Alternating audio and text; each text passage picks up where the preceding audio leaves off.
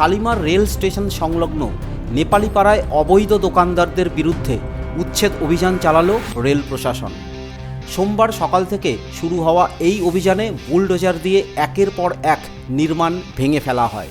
গোটা এলাকায় মোতায়েন করা হয় বিপুল সংখ্যক রেল সুরক্ষা বাহিনী এবং পুলিশ বাহিনী, যাতে কোনো অপ্রীতিকর পরিস্থিতির সৃষ্টি না হয়।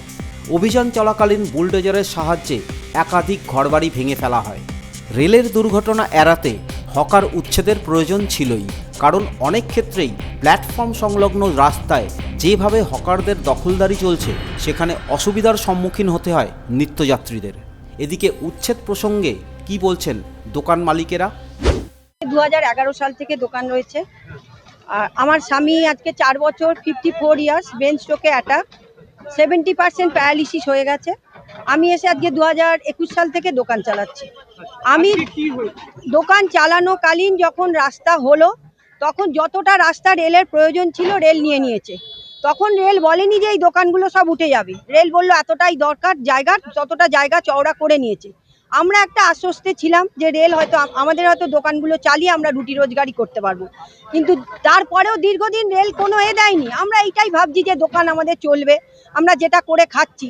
হঠাৎ আমাদের এসে রেল একটা কাগজ আমাদের সব দোকানে সাঁটিয়ে দিয়ে গেল যে 28 তারিখে খালি করতে হবে, 30 তারিখে ওরা প্রশাসন সমেত ভেঙে দেবে। 15 साल से रह रहे सर।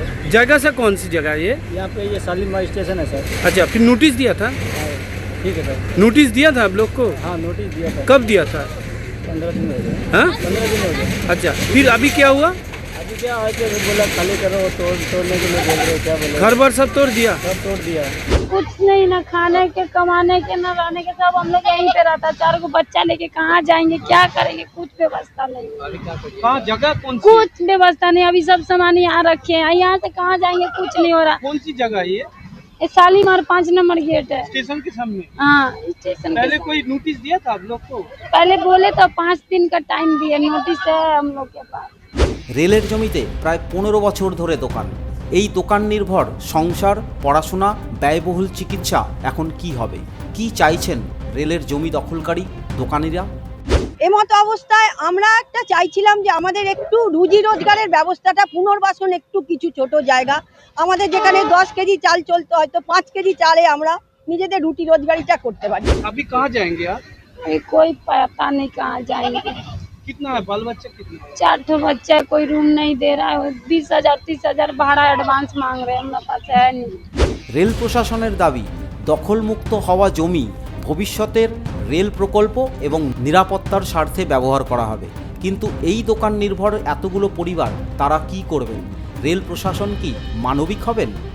রেলের জমি, দোকান সব কিছু রেখেই কি কিছু করা সম্ভব? সেদিকেই তাকিয়ে দোকানিরা। উচ্ছেদ অভিযানের জেরে এলাকায় কিছুটা উত্তেজনা তৈরি হলেও প্রশাসনের কড়া নিরাপত্তার মধ্যে শান্তিপূর্ণভাবেই অভিযান সম্পন্ন হয়।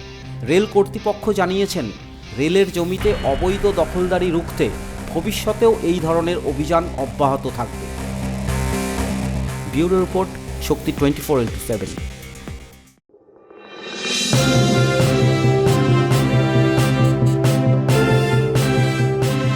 আপনারা দেখছেন শক্তি 24x7, voice of truth, power of people.